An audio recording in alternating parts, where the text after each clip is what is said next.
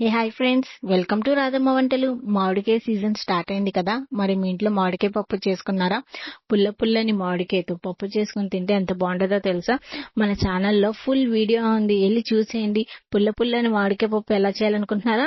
మన ఛానల్లో step by step process తో చాలా సింపుల్ గా, కొంచెం కొత్తగా మామిడికాయ పప్పు ఎలా చేయాలో ఉంది. చూసి మీరు కూడా మీ ఇంట్లో ట్రై చేయండి. ట్రై చేయడమే కాదండి, దాంతో ఒక లైక్, ఒక సబ్స్క్రైబ్ ఇవ్వండి.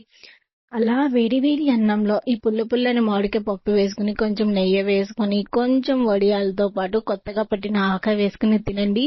ఆ టేస్ట్ నిజంగా చెప్పలేం. చెప్తుంటే నోట్లోనే నీళ్ళు వచ్చేస్తాయి. కావాలంటే మీరు కూడా ట్రై చేయండి. ఇలాంటి మరిన్ని రుచికరమైన వంటల గురించి తెలుసుకోవాలంటే ఇప్పుడే మన ఛానల్ ని please like, share, subscribe friends. Thank you friends. Please ఒక లైక్, ఒక సబ్స్క్రైబ్ ఇవ్వండి. మన ఛానల్ ని సపోర్ట్ చేయండి.